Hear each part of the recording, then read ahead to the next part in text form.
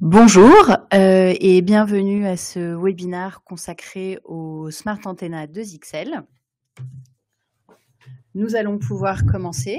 Donc, je vais partager mon écran avec vous.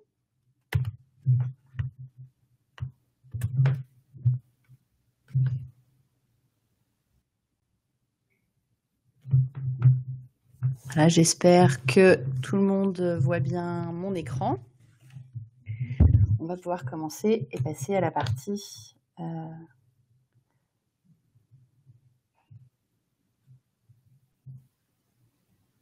Ah, le son est pas top. Ok.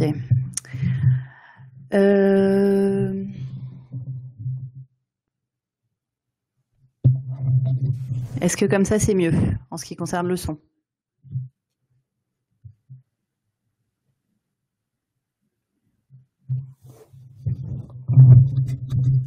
Et comme ça? Ok, parfait. Alors donc, le sujet du webinaire d'aujourd'hui, c'est donc les antennes Smart de XL et tout ce qu'elles peuvent vous apporter. Donc, je suis Fanny Clavel. Certains d'entre vous me connaissent peut-être déjà. Je m'occupe chez XL en particulier des gammes Wi-Fi. Je vous rappelle les quelques règles du webinaire, entre guillemets. Donc, je ne peux pas forcément voir toutes vos interventions en direct sur le chat. Donc, ce que je vous propose, vous pouvez les poser, mais je ne pourrai pas forcément y répondre au cours de la présentation. En revanche, bien évidemment, à la fin du webinaire, j'en prendrai connaissance et puis je pourrai répondre à vos questions. La présentation, on va avoir 5 parties. La première, c'est comme on s'intéresse au Smart Antenna, on va parler un petit peu des challenges qu'on doit relever lorsqu'on fait une installation Wi-Fi. Je vous expliquerai ensuite en quoi consistent les Smart Antenna. Ensuite, ce qu'elles peuvent vous apporter, quelle est la qualité des antennes Smart 2XL et quels sont les AP chez nous qui proposent ce type de techno. Donc, les challenges du Wi-Fi que vous avez vraisemblablement tous rencontrés. Alors, on trouve plusieurs types de challenges. Pour ça, il faut se concentrer sur le spectre radio en 2,4 GHz. Donc, quand on est en 2,4 GHz, on a des canaux de 1 à 14 et la largeur d'un canal, c'est 20 MHz. Et comme vous pouvez le voir, les canaux se chevauchent les uns avec les autres. En 5 GHz, c'est un peu plus compliqué. On a 3 bandes, la bande A, la bande B, la bande C, avec une partie qui est réservée pour les radars météo. En 20 MHz, on a un certain nombre de canaux. Il y en a 19 qui sont disponibles sans le DFS. En 40 MHz, on en a 9. Et en 80, on en a 4. Plus la largeur du canal est importante, moins on en a. Et on voit, donc en 20 MHz, on était en 802.11a. En 40 MHz, c'est le 802.11n. En 80, c'est le 802.11ac. Et en 160, c'est le 802.11ac Wave 2. Alors, les challenges en Wi-Fi, il y en a beaucoup. Aujourd'hui, on va essentiellement parler de ce qui est lié à la radio et on va se concentrer sur 2 challenges. Le premier, c'est la couverture. Donc, quelle couverture on va réussir à réaliser? Et la couverture, elle va dépendre de l'environnement physique. Est-ce que j'ai des cloisons? Est-ce que j'ai des murs? Est-ce que j'ai de l'eau? Et également des utilisateurs qui font du roaming. Donc, les utilisateurs qui font du roaming, ce sont des utilisateurs qui vont utiliser en itinérance, en se déplaçant, les terminaux. Et ensuite, il faut relever le challenge de la capacité. Donc, combien d'utilisateurs je vais pouvoir accueillir sur mon réseau Wi-Fi? Quels sont leurs besoins? Quels sont les besoins des équipements et quels sont les besoins des applications qui s'utilisent sur ces équipements? Il faut d'abord penser, lorsque vous faites votre couverture Wi-Fi, à la capacité et ensuite la couverture. La couverture, c'est une demande de base. Aujourd'hui, on veut avoir une couverture qui est totale. De plus en plus, on va demander une couverture à l'extérieur et une couverture, bien évidemment, qui fonctionne quand les utilisateurs se déplacent.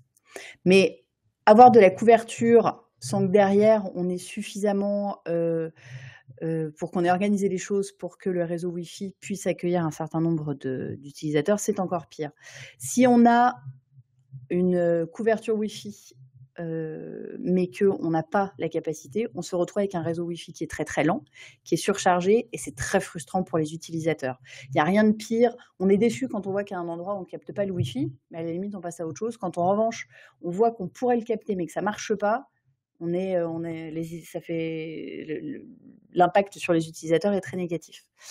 Et quand on n'a pas de Wi-Fi, les utilisateurs, dans ces cas-là, basculent sur les réseaux data, 3G, 4G, LTE. La clé de la réussite pour un réseau Wi-Fi qui fonctionne, c'est de comprendre les utilisations qui vont être faites de ce réseau Wi-Fi. Combien d'équipements vont se connecter en Wi-Fi? Quelle va être l'utilisation qui va être faite? À quels endroits est-ce qu'on va avoir besoin du Wi-Fi? Et cette situation, c'est une chose qui est d'autant plus difficile à gérer quand on se retrouve à des points de concentration d'utilisateurs. Et ça, on en retrouve partout. En entreprise, ça va être dans l'open space, dans la salle de réunion, dans les hôtels, dans le lobby, dans les restaurants. Alors, quel est le problème qui se pose quand on est sur des endroits qui ont une forte densité d'utilisateurs? En Wi-Fi, c'est très très simple. Pour atteindre des vitesses plus importantes, il faut augmenter la largeur des canaux. Et comme on l'a vu sur ce que je vous ai montré au début sur le spectre en 2,4 et en 5 GHz, plus on augmente la largeur des canaux, moins on a de canaux disponibles. Et quand on a peu de canaux qui sont disponibles, ça pose le problème des interférences. Alors maintenant, je vais vous parler d'une notion qu'on appelle les co-channel interference en anglais, donc les CCI, les interférences co-channel. En gros, ce sont des interférences qui sont créées par deux points d'accès qui vont émettre sur le même canal.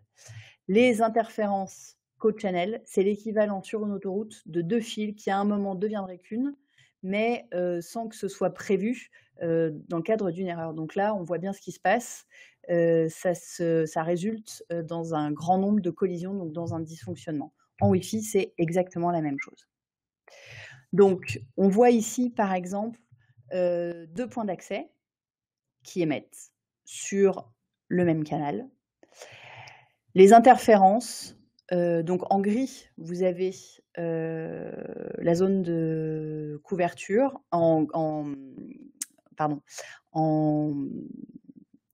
en bleu, en rose, c'est la zone de couverture, et en gris, c'est la zone d'interférence. Donc, on voit que la borne est capable de créer des interférences sur une zone qui est bien plus large que la zone où elle va être capable de couvrir. Et ici, vous voyez bien la zone où on va créer des interférences co-channel, c'est la zone qui se situe là où les deux bornes, les zones d'interférence des deux bornes se chevauchent. Alors, si on diminue la puissance, ça peut être une première solution. Hop. Mais le problème, c'est que en diminuant la puissance, alors effectivement, on voit qu'on diminue un petit peu la zone où on va générer des interférences co-channel. Pour ce faire, c'est très simple, il suffit d'aller dans l'interface de la borne et de diminuer la puissance d'émission. Mais dans ces cas-là, on a un problème de débit, parce que si on diminue la puissance d'émission radio, on va avoir une zone de couverture moins étendue et donc un débit qui va être diminué. Et en plus, on voit bien que ça n'élimine pas complètement les problèmes causés par les interférences. La zone est plus faible, mais elle n'est pas complètement effacée. Et le cercle vicieux qu'on va créer, c'est que quand on veut avoir plus de bandes passantes, on augmente la largeur des canaux. Plus on a des canaux larges, plus on a des interférences co-channel. Plus on a d'interférences co-channel, plus la performance est diminuée. Parce qu'en fait, les interférences, si vous avez un canal qui a une largeur de 40 MHz, si vous avez un chevauchement sur la moitié du canal, on va se retrouver avec la performance diminuée de moitié. Donc, plus d'interférences et une performance diminuée. Et du coup, on va diminuer la puissance d'émission radio, mais on va aussi du coup éliminer la couverture, ce qui est une demande de base de la part des utilisateurs. Donc le moyen pour sortir de ce cercle vicieux, c'est d'être capable d'offrir à la fois de la couverture et de la capacité sans faire de compromis sur l'un ou sur l'autre. En gros, c'est de dire qu'à un endroit, quand on n'arrive pas à offrir un débit suffisant, le réflexe des clients, c'est souvent de vous dire: «Bon allez, maintenant ça m'énerve, je multiplie par 2 le nombre de points d'accès». Malheureusement, quand on va multiplier par 2 le point d'accès, on va pas résoudre le problème, on va l'aggraver. Donc chez XL, c'est la technologie Smart Antenna qui va aider à sortir de ce cercle vicieux et qui va permettre d'offrir une capacité forte, même dans les zones où on a beaucoup de points d'accès. Alors, les Smart Antenna, qu'est-ce que c'est? Tout d'abord, les Smart Antenna, ce n'est pas du beamforming. Le beamforming, en fait, ça consiste, sur un point d'accès, à diriger le flux radio en direction des clients. Des fois, c'est bien, mais des fois, on va du coup augmenter les interférences co-channel si jamais, en direction du client, on se rapproche de la zone d'interférence d'une autre borne. Donc sur le Smart Antenna, on n'est pas sur ce type de technologie, d'autant plus que, autre différence entre le Smart Antenna et le beamforming, c'est le beamforming suppose que le client soit compatible, alors que le Smart Antenna, le client est passif, il n'y a pas besoin d'avoir des clients compatibles. Alors ici, on a le cas d'une antenne classique qui émet un signal classique. Et quand on est sur un point d'accès qui a 2 antennes, on a un signal normal avec une amplitude de phase qui va permettre d'ajouter à peu près 3 dBm à la puissance du signal. Quand on change de phase, donc quand on passe ici d'une phase à l'autre, voilà ce qui se passe. Smart Antenna va fonctionner différemment. Un point d'accès qui est équipé de Smart Antenna va à la fois, va faire des scans perpétuels pour repérer les clients Wi-Fi et les sources d'interférence. Il y a un algorithme à l'intérieur du firmware de la borne qui va être capable de choisir parmi 700 schémas radio, le schéma qui, à l'instant T, pour un client, est le plus adapté. Et ça va se faire en moins de 100 millisecondes. Et ce rayonnement est défini pour chaque client. Si jamais dans l'environnement, il y a des choses qui se modifient, le schéma se répète de manière dynamique autant de fois que faire se peut. Alors par exemple, ça peut être un client qui se déplace ou ça peut être de nouvelles interférences qui apparaissent. Donc les Smart Antenna, on a vu comment elles fonctionnent. Qu'est-ce qu'elles vont apporter aux clients? Elles apportent une meilleure performance parce qu'elles vont permettre d'augmenter la capacité d'accueil. On va concentrer la transmission de la carte radio pour augmenter la capacité. On va être capable sur une borne, une simple et même borne, d'accueillir jusqu'à une centaine d'utilisateurs. Il faut savoir que sur une borne double radio classique, on va difficilement pouvoir dépasser les 25-30 utilisateurs simultanés. On va aussi augmenter la couverture. On augmente le gain de signal, ce qui du coup a comme résultat d'augmenter la couverture. Et troisième chose, on réduit les interférences parce qu'on va modeler le schéma de diffusion afin de limiter l'impact des interférences qui sont créées par des équipements qui sont dans le voisinage de la borne. Alors ici, je vais vous présenter des tests qui ont été faits.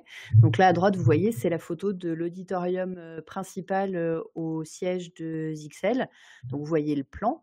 Il y a un point d'accès qui a été mis à gauche de la scène et 4 points d'accès qui ont été répartis dans l'auditorium. Sachant que, pour vous donner une idée, le point d'accès P4 est situé à peu près à une trentaine de mètres du point d'accès. On a fait des tests sur donc les 4 points d'accès avec un certain nombre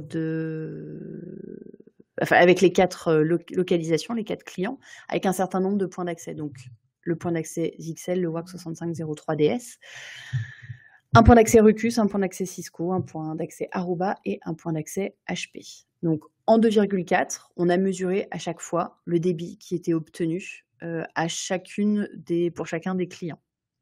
Donc on voit qu'en 2,4, on est le deuxième plus performant quand on est à proximité de la borne et sur P1, qui est l'emplacement le plus proche. Et ensuite, on passe numéro 1 pour les locations P2, P3, P4, donc au fur et à mesure qu'on s'éloigne de la borne. Et on arrive même à avoir du débit là où le point d'accès Cisco et le point d'accès HP n'ont plus du tout de débit. En 5 GHz, on a fait la même mesure. Alors le 5 GHz porte toujours moins loin que le 2,4 GHz. Ça, c'est lié à des règles de radio, des règles physiques. Donc là, on a une performance qui est plus dégradée quand on s'éloigne de la borne, mais en revanche, même constat, on est le deuxième quand on est à proximité, et dès qu'on passe en P1, notre borne offre le meilleur débit, et on est le seul, par rapport à toutes les bornes qui ont été testées, à offrir un débit en P4, donc quand on s'éloigne de la borne. Donc on voit bien que la couverture, non seulement le débit est amélioré, et la couverture est également améliorée. Et qui dit débit amélioré, lorsqu'on a plusieurs clients qui sont connectés de manière simultanée sur une borne, on partage le débit, qui dit plus de débit, dit plus de capacité. Donc, en P3 et en P4, c'est ce que je vous disais, en 5 GHz, on est le seul point d'accès en P4 à offrir du débit, et on a un débit qui est à peu près équivalent à ce qu'on a en P3, alors que les autres points d'accès sont soit déconnectés, soit non fonctionnels. En tout cas, on est sur un débit égal à 0. Donc je vous rappelle, P4, on est à peu près à une trentaine de mètres du point d'accès. Sur des points d'accès ZXL classiques, on est en règle générale sur... on conseille d'avoir un client qui ne sera pas éloigné de plus d'une quinzaine de mètres du point d'accès dont il est le plus proche. Donc Smart Antenna chez ZXL, quelle est la qualité de notre technologie Smart Antenna? Alors il faut savoir qu'il y a une étude, nous on a fait nos tests, donc comme je vous ai montré, sur des points d'accès concurrents, mais il y a également une étude qui a été faite par une université en Italie. Le thème de l'étude, c'était l'analyse de la performance de points d'accès en 802.11 AC, et notamment l'impact des technologies de type Smart Antenna.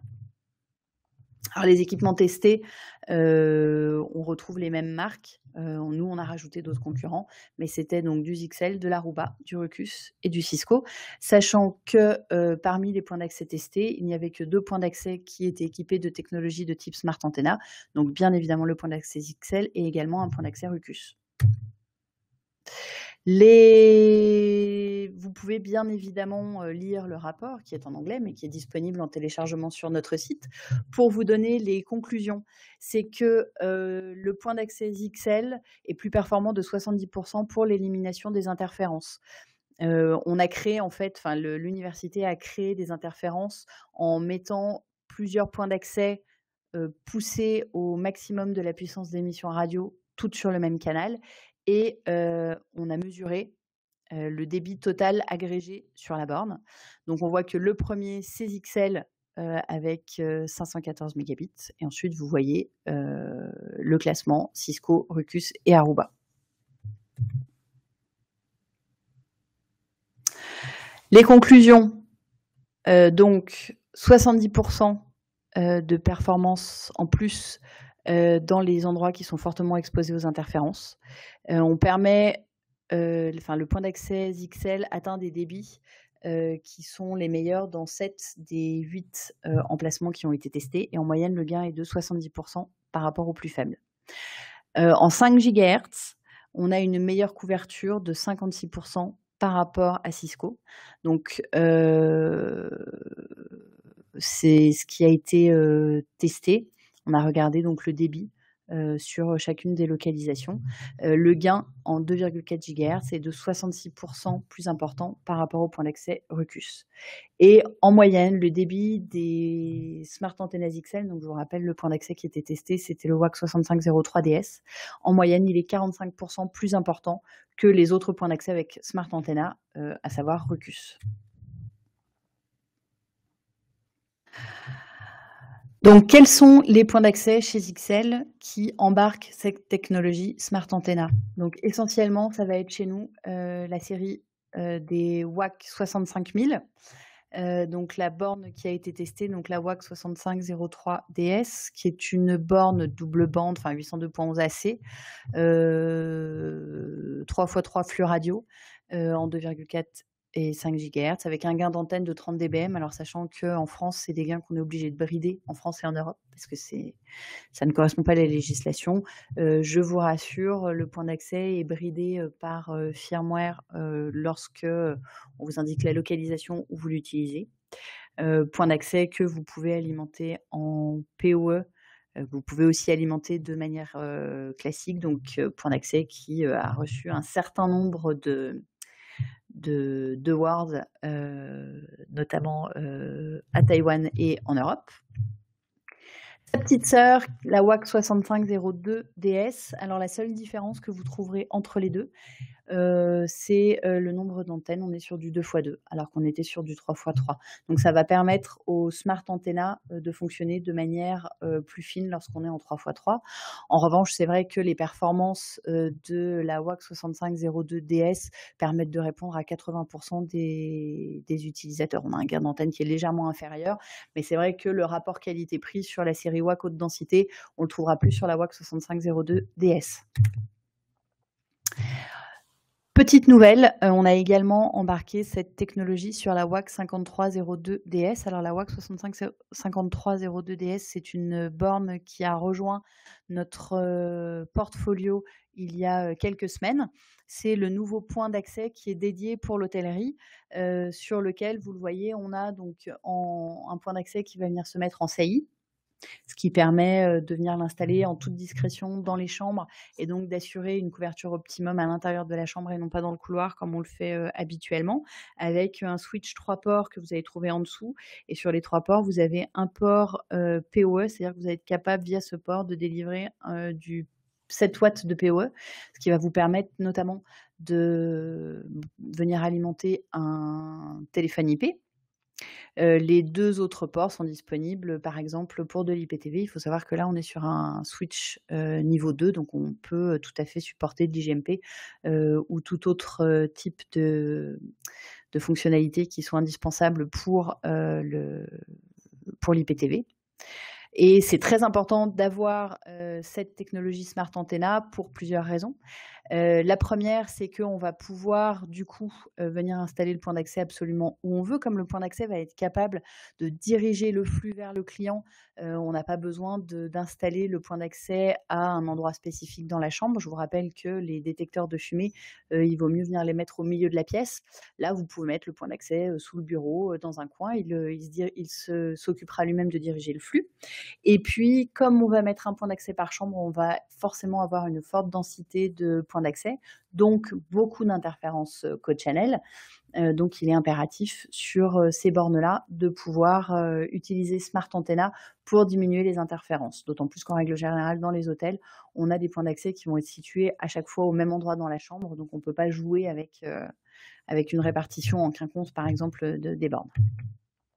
En résumé, les difficultés en Wi-Fi, c'est de pouvoir allier couverture, ce qui nous poussera à augmenter la puissance d'émission radio et débit, et d'éviter au maximum les interférences co-channel, et de pouvoir réussir à gérer des hautes densités d'utilisateurs, d'équipements et d'applications. La clé pour résoudre ces difficultés, c'est de choisir la bonne solution, et la bonne solution chez XL, c'est Smart Antenna. C'est le meilleur moyen de pouvoir soit offrir une bande passante très très large. Les tests à Taïwan, je vous en ai pas parlé, mais ont permis de lancer 30 flux HD en simultané sans latence. Ou de forte densité d'utilisateurs, donc j'ai jusqu'à une centaine d'utilisateurs connectés avec une utilisation hétérogène de leur connexion réseau. Et de limiter l'impact des interférences. Alors, ce sont des bornes qui vont particulièrement trouver leur place, soit dans des endroits où vous allez avoir une utilisation très homogène de la connexion Wi-Fi. Ça peut être le cas, par exemple, dans les salles de réunion, dans les hôtels.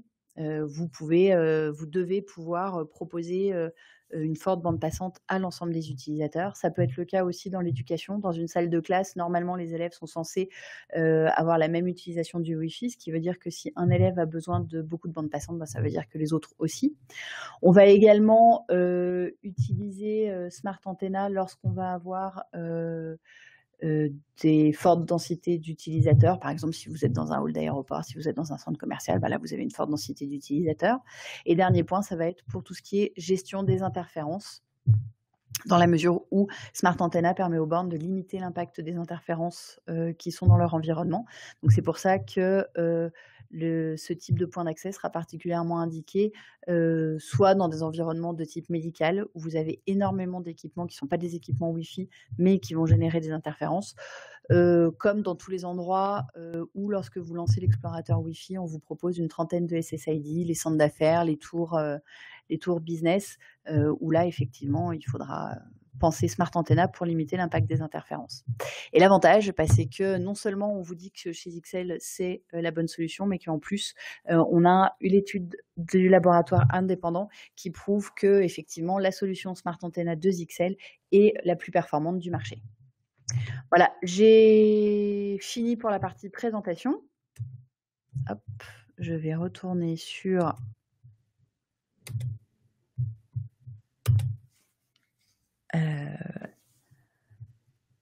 hop. Voilà. Est-ce que vous avez des questions? Alors, attendez. Bon, ok. Est-ce que vous avez des questions par rapport à cette présentation?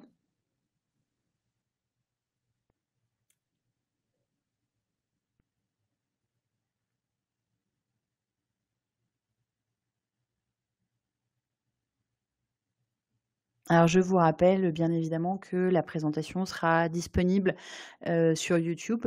Vous pouvez retrouver sur notre chaîne YouTube, entre autres vidéos, un certain nombre de l'ensemble de nos webinaires. Et vous pouvez également retrouver sur l'espace partenaire la présentation. Alors, est-ce que les bornes sont compatibles avec le NXEC ou l'UAG? Avec le NXEC, oui, toutes. Ce sont des bornes qui sont contrôlables. Avec l'UAG, pour l'instant, la borne hôtellerie n'est pas encore compatible. Ça viendra dans une prochaine release de firmware.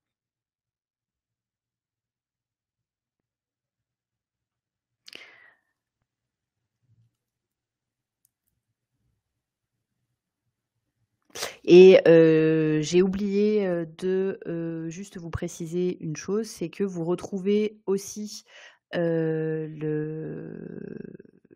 borne haute densité sur notre solution Nebula. Il s'agit de vous avez l'équivalent en app. La différence entre NXEC et UAG. Alors, un NXEC, c'est un contrôleur Wi-Fi. Donc, c'est sur cet équipement que vous allez pouvoir concentrer, réaliser de manière centralisée le paramétrage de votre Wi-Fi et toutes les règles. En gros, le rôle du NXEC, ça va être de mettre en place des règles pour organiser la répartition des utilisateurs sur l'ensemble des bornes. L'UAG, c'est différent. L'UAG, c'est une passerelle hotspot, c'est-à-dire qu'elle va permettre de gérer des utilisateurs qu'on ne connaît pas dans le cadre d'un hotspot, par exemple dans un hôtel, de les rediriger vers un portail captif, d'offrir une connectivité plug and play, quel que soit la manière dont est paramétré le client qui se connecte, étant donné qu'on est dans le cadre d'un service dans un hôtel ou dans un café, on ne connaît pas les clients. Et pas des moindres, de pouvoir aller récupérer à chacune des connexions les informations que la loi antiterroriste nous impose pour pouvoir les envoyer sur un support de stockage. Le roaming est disponible avec l'UAG et le NXEC. Alors, oui, juste le dernier point que je voulais vous rappeler, c'est que sur les UAG, vous avez la possibilité d'utiliser d'activer un contrôleur qui est inclus dans l'UAG. Par défaut, ça correspond à un contrôleur pour un un nombre de bornes que vous pouvez étendre en fonction des modèles pour pouvoir gérer plus de bornes. Le roaming est-il disponible avec l'UAG et le NXEC? Le roaming est toujours possible avec toutes les bornes XL, même si vous êtes sur des bornes non contrôlées, sur des bornes standalone. En revanche, le fast roaming, qui est une version normée du roaming qui impose que le passage d'une borne à l'autre soit inférieur à quelques millisecondes, n'est disponible que sur le NXEC ou sur l'UAG si vous utilisez la brique contrôleur.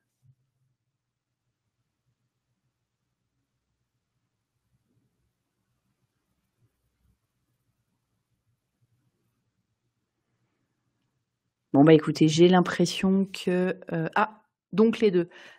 Donc les 2, oui, mais sur l'UAG, c'est pas l'UAG en tant que tel qui va vous permettre, de faire, du fast roaming.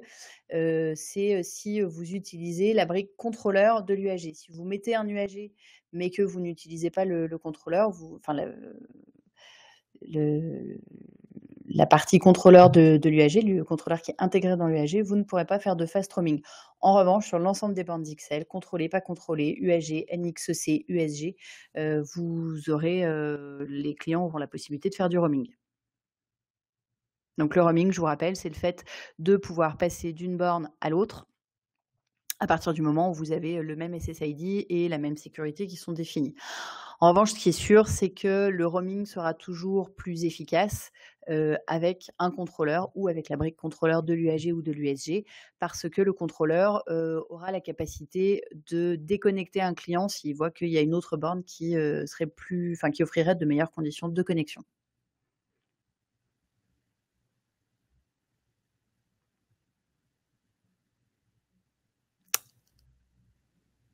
Bon, est-ce qu'il y a d'autres questions?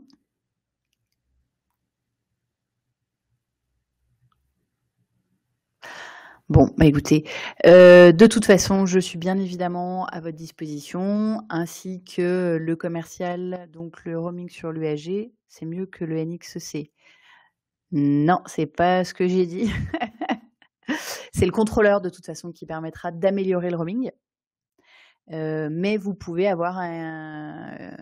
utiliser sur l'UAG, zut, ah ouais, dommage. Vous pouvez utiliser, sur l'UAG, vous avez une brique contrôleur que vous pouvez activer et utiliser, qui vous permettra d'avoir les mêmes performances qu'avec le contrôleur. Mais l'UAG, lui, son seul rôle, c'est la gestion des utilisateurs du hotspot. Donc rien à voir avec le roaming.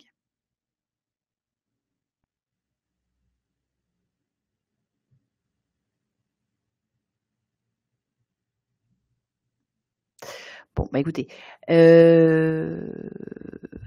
je suis à votre disposition pour répondre à d'autres questions sur ce sujet ou sur d'autres. N'hésitez pas à vous reporter à la présentation.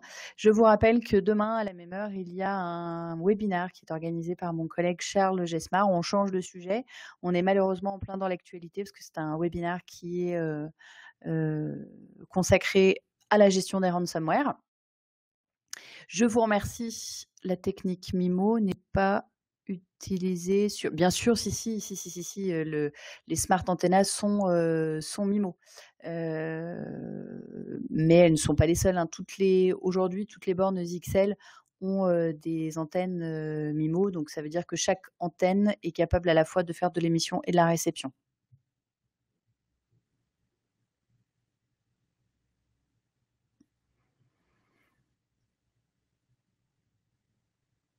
Moi, je vais peut-être laisser quelques secondes, voir s'il y a d'autres personnes qui veulent taper une question.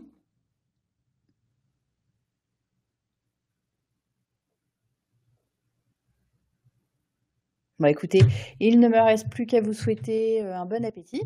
Donc, en espérant vous retrouver demain pour, le webinaire, de Charles concernant les ransomware. Je vous souhaite une, bonne fin de journée et je vous dis à très bientôt.